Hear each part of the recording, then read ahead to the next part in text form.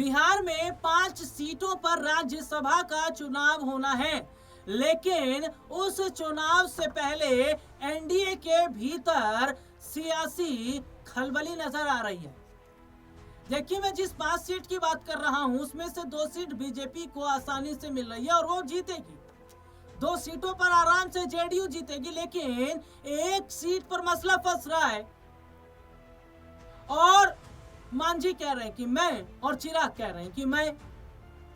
तो किया तो जाए तो क्या किया जाए, क्योंकि इस एक सीट पर एक को ही भेजा जाएगा, या तो मांझी के बताए हुए उम्मीदवार को या तो चिराग पासवान की मां अरीना पासवान को। और एक बार फिर बिहार के अंदर हालात बुरे हैं एनडीए के अंदर, क्योंकि मांझी जहां पार्टी को छोड़ने की बात कर रहे हैं, पार्टी से अलग होने की बात कर रहे हैं, तो चिराग पासवान ने अपने विधायकों के संग बैठक कर ली। और जो बैठक चिराग पासवान ने की है उस बैठक के कई मायने सुनिए। चिराग पासवान ने 19 विधायकों के साथ बैठक के बाद तेजस्वी यादव को चुनौती दी है और कहा संख्या बल पर कोई संदेह नहीं। और इस बैठक के जरिए चिराग पासवान ने शक्ति प्रदर्शन भी किया और बहुत बड़ा इशारा चिराग पासवान ने दिया। सुनिएगा जरा, राज्यसभा चुनाव को लेकर एनडीए में मंथन शुरू हो गया है। इसे लेकर लोजपा आर प्रमुख चिराग पासवान ने पार्टी के 19 विधायकों के साथ बैठक की। बाद में उन्होंने दावा किया कि बिहार की सभी 5 राज्यसभा सीटों पर एनडीए उम्मीदवार की जीत होगी। सुना उन्होंने क्या कहा? उन्होंने 19 विधायकों के साथ बैठक की और साफ कर दिया कि ये जो 5 सीटें हैं ये एनडीए जीतेगी। जिस एक सीट को लेकर संशय बना हुआ ना, उस सीट पर भी उन्होंने जो है मुहर लगा दी। उन्होंने कहा ये भी जीतेंगे। और 19 विधायकों के साथ बैठक करने का मतलब तो साहब यही है ना कि उन्होंने अपनी ताकत दिखाने का काम किया। संख्या बल को लेकर देखिए जो बैठक हुई है वो बहुत कुछ इशारा कर रही है। पटना में लोक जनशक्ति पार्टी रामविलास प्रमुख और केंद्रीय मंत्री चिराग पासवान ने राज्यसभा चुनाव को लेकर बैठक की। बाद में पत्रकारों से बातचीत में कहा कि राज्यसभा चुनाव को लेकर बैठकें हुई हैं, गठबंधन के भीतर चर्चाओं का दौर शुरू है। ऐसे में यकीनन लोजपा आर से हमारे 19 विधायकों की अहम भूमिका जरूर होगी। चिराग पासवान ने कहा राज्यसभा चुनाव को लेकर अब धीरे धीरे प्रक्रिया शुरू हो रही। उन्होंने कहा मैं इतना जरूर कहूंगा, बिहार से राज्यसभा में चुनकर जाने वाले 5 एमपी एनडीए के सांसद होंगे। वे किस दल से होंगे ये बात की बात है, लेकिन 5 सांसद एनडीए के होंगे। और देखिए सबसे बड़ी बात क्या है कि चिराग पासवान की इस बैठक पर विशेषज्ञों का क्या कहना है।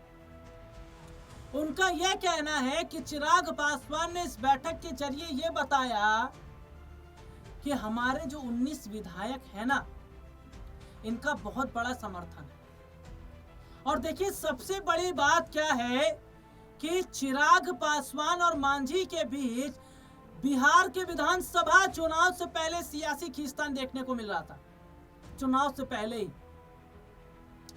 क्योंकि जहां मांझी भी बात कर रहे थे ज्यादा सीटों की, तो वहीं चिराग भी बात कर रहे थे। और सबसे बड़ी बात क्या है कि छींटाकशी एक दूसरे पर खूब की जा रही थी। और अब देखिए ऐसा है, अब जिस तरीके से चिराग पासवान ने कहा कि जो 5 सदस्य होंगे, वो जो सांसद होंगे वो एनडीए के होंगे। दरअसल अपने दर्शकों को यहाँ पर बता दूं कि फिलहाल अभी मांझी की तरफ से कोई बड़ा स्टेटमेंट नहीं आया है। कि स्टेटमेंट आया था जिसमें उन्होंने कहा कि वो एनडीए का साथ छोड़ देंगे अगर उनकी मांगे पूरी नहीं होती। क्योंकि दिल्ली के जो विधानसभा चुनाव हुआ था उस चुनाव में भी मांझी सीट मांग रहे थे, लेकिन नहीं मिली। झारखंड के अंदर भी सीट मांग रहे थे लेकिन नहीं दी गई। बिहार में भी वैसे नहीं दी गई। तो मांझी ये कह रहे हैं कि हम लगातार क्यों कॉम्प्रोमाइज करें। मांझी ये कह रहे हैं कि भैया हम ही क्यों दबे। अरे भैया ठीक है, आपने बिहार में हमें सीटें नहीं दी, लेकिन आपने वायदा तो किया ना। बीजेपी ने मांझी से वायदा किया कि एक सीट तुम्हें राज्यसभा में देंगे। ये मांझी ने कहा प्यारे भाई आप मुकर रहे हो, तो ये बात थोड़ी होती है। तो चिराग पासवान ने भी साफ कर दिया कि भैया विधायक हमारे पास भी पर्याप्त हैं।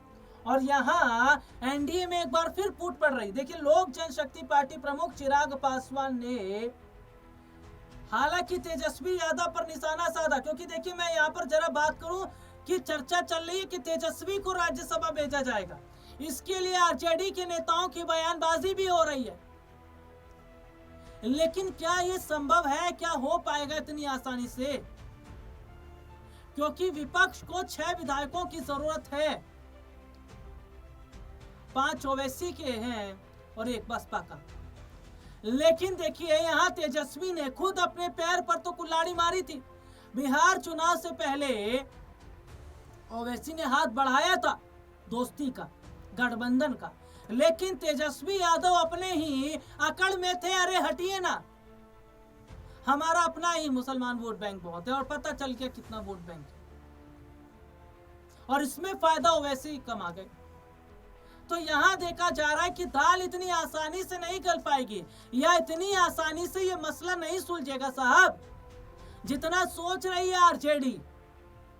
क्योंकि हेड और टेल दोनों आपका रहेगा, ऐसा तो हो नहीं सकता।